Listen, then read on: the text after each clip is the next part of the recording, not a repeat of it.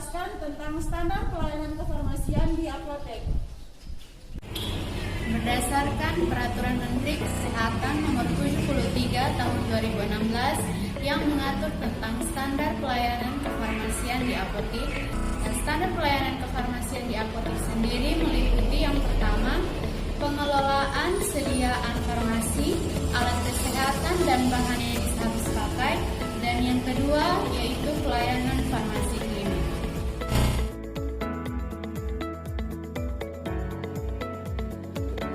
Dalam melakukan perencanaan, kita melihat stok obat dan melakukan pengisian buku defekta.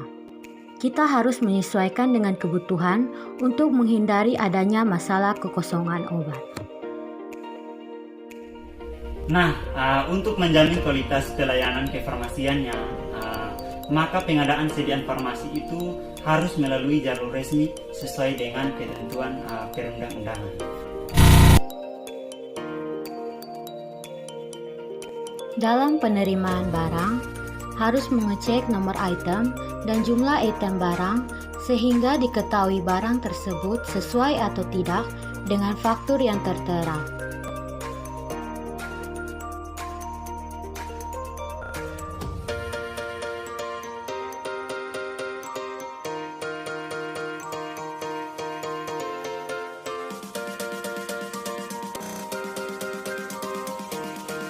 Dalam penyimpanan, semua obat atau bahan obat harus disimpan pada kondisi yang sesuai sehingga terjamin keamanan dan stabilitasnya.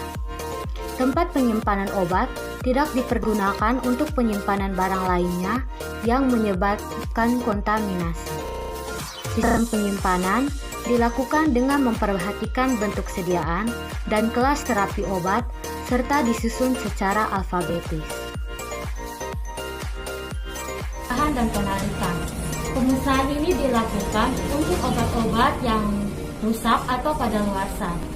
Sedangkan pemusnahan untuk obat-obat yang mengandung narkotika atau psikotropika dilakukan oleh apoteker dan disaksikan oleh Dinas Kesehatan kabupaten atau kota. Pemusnahan ini dibuktikan dengan berita acara pemusnahan. Kemudian resep yang telah disimpan melebihi jangka waktu 5 tahun dapat juga dimusnahkan. Untuk penarikan ini dilakukan untuk obat yang tidak memenuhi standar. Pengendalian ini dilakukan untuk mempertahankan jenis dan jumlah persediaan sesuai kebutuhan pelayanan melalui pengaturan sistem pesanan atau pengadaan, penyimpanan, dan pengeluaran. Pengendalian persediaan dilakukan menggunakan kartu stok, baik dengan cara manual atau elektronik.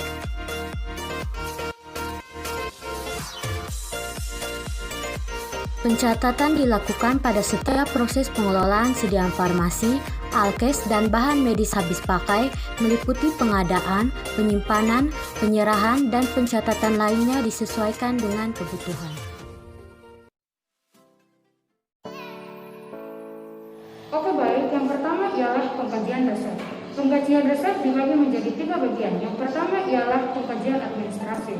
Pengkajian administrasi meliputi identitas pasien, identitas dokter, tanggal penulisan resep dan juga kartu dokter. Yang kedua ialah pengkajian farmaseutik. Itu meliputi kekuatan dan sediaan obat, kemudian stabilitas dan juga kompatibilitas obat.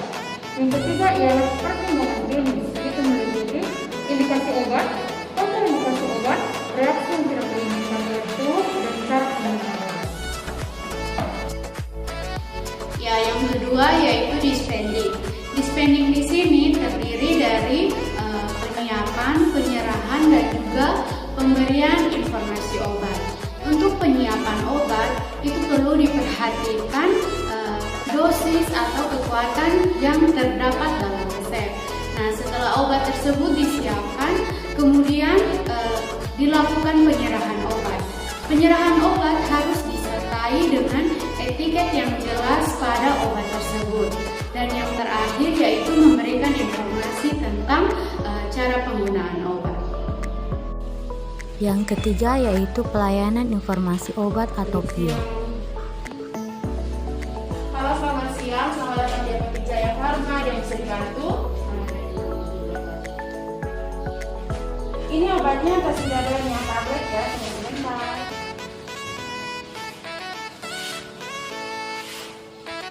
Ibu, ini obatnya. Nah, obat ini diminum 1 kali 1. Tabletnya dipunya ya, 1 jam sebelum makan atau 2 jam setelah makan. Ini dipunyanya jangan langsung minum air dan dikonsumsi bila perlu saja ibu. Bila nyeri saja, harganya 3.000.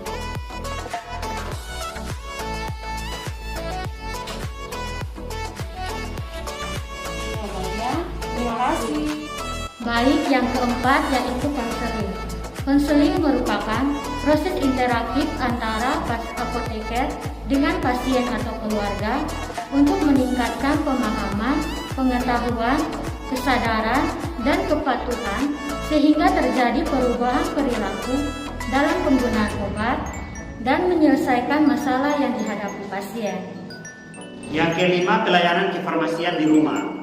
Apoteker sebagai pemberi layanan diharapkan juga dapat melakukan pelayanan kefarmasian yang bersifat kunjungan ke rumah, khususnya untuk pasien lansia dan pasien untuk pengobatan penyakit kronis. Yang keenam, pemantauan terapi obat. Proses yang memastikan bahwa seseorang pasien mendapatkan terapi obat yang efektif dan terjangkau dengan memaksimalkan efikasi dan meminimalkan efek samping. Yang berikutnya yang ke-7, monitoring efek samping obat merupakan kegiatan pemantauan respon terhadap obat yang merugikan yang terjadi pada dosis normal yang digunakan pada manusia. Dan tujuannya untuk profilaksis, diagnosis, dan terapi atau modifikasi